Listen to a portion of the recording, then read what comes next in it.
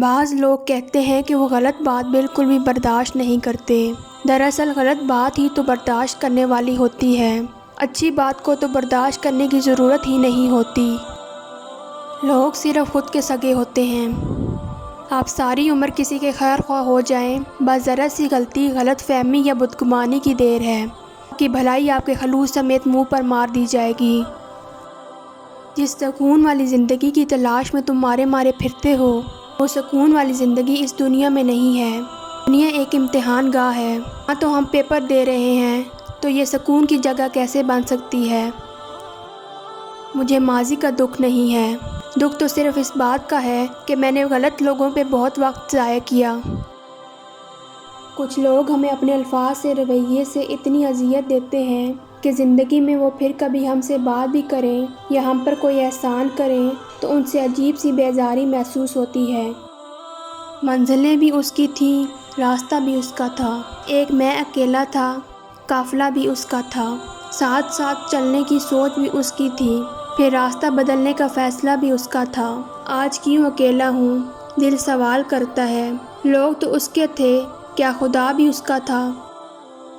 مایوس مت ہوں، کیونکہ زندگی کہیں سے بھی شروع ہو سکتی ہے۔ تقدیر سے لڑنے کے بجائے تقدیر بنانے والے سے دوستی کر لی جائے تو بن مانگے ملے گا۔ لوگوں کو اس بات سے غرض نہیں ہوتی کہ آپ خوش ہوتے ہیں یا نہیں، انہیں فرق اس بات سے پڑتا ہے کہ آپ انہیں خوش رکھتے ہیں یا نہیں۔ زندگی کبھی کسی کو مفت میں کچھ نہیں سکھاتی۔ جب کوئی کہتا ہے مجھے زندگی نے یہ سکھایا ہے، تو یقین کریں اس نے اس کی بہت بڑی قیمت ادا کی ہوتی ہے۔ کچھ لوگ اپنی اکڑ کی وجہ سے قیمتی رشتے کھو دیتے ہیں، اور کچھ لوگ رشتے بچاتے بچاتے اپنی قدر ہی کھو دیتے ہیں۔ ہر تعلق احترام مانگتا ہے۔ کسی کو حاصل کرنا ہو یا کسی کو اپنا بنانا ہو تو سب سے اول اس کا احترام کرنا لازمی ہے۔ تعلق اکثر ختم ہو جاتے ہیں، اگر یاد رہتا ہے تو اس کا احترام، کہ اس نے مجھے کتنی عزت دی تھی، اس نے مجھے کتنا مان دیا تھا۔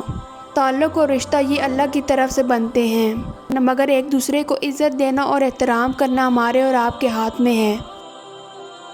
بچھڑ کر ملیں گے یقین کتنا تھا تو خواب لیکن حسین کتنا تھا، وہ مجھے چھوڑ گیا میرے زوال سے پہلے، حسین تو تھا ہی ذہین کتنا تھا۔ کوئی راستہ نہیں دعا کے سوا، کوئی سنتا نہیں خدا کے سوا۔ خاموش رہیں، امیدیں نہ لگائیں، ورنہ خدشات بڑھ جائیں گے۔ بے سکونی رگوں میں اذیت بن کر ناچے گی، کبھی کسی کو اپنے جینے کی وجہ نہ بنائیں۔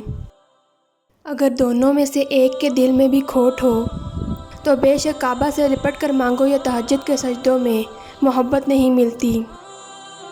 خوش رہنا چاہتے ہو تو یہ باتیں اپنی زندگی میں شامل کر لو۔ جو بات دل میں ہے اسے بولنے کی ہمت رکھو، جو بات کسی اور کے دل میں ہے اسے سمجھنے کی سمجھ رکھو۔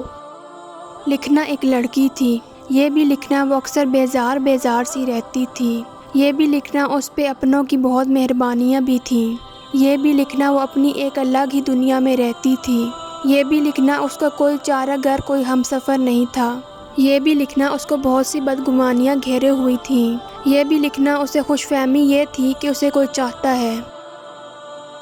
محنت کا پھل، مصیبت کا حل اور آنے والا کل سب اللہ کے ہاتھ میں ہے۔ اور سکون پتہ ہے کیا ہے؟ اکیلے بیٹھ کر رب سے گفتگو کرنا۔ بس ایک اللہ راضی رہے، دنیا کا معیار تو بدلتا رہتا ہے۔ صبر کا اجر دیر سے صحیح مگر اللہ کی طرف سے بہترین ملتا ہے۔ تم رب کے سامنے جھک جاؤ، رب تمہارے سامنے دنیا جھکا دے گا۔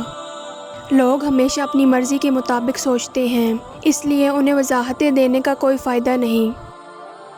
تم مانگو مجھ سے، تمہارا مانگنا اچھا لگتا ہے مجھے۔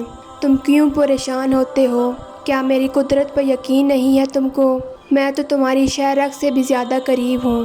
جب تم اپنی ماں کی نیت پر شک نہیں کر سکتے تو اس پر کیسی بے یقینی جو تم سے 70 ماؤں سے بھی زیادہ پیار کرتا ہے۔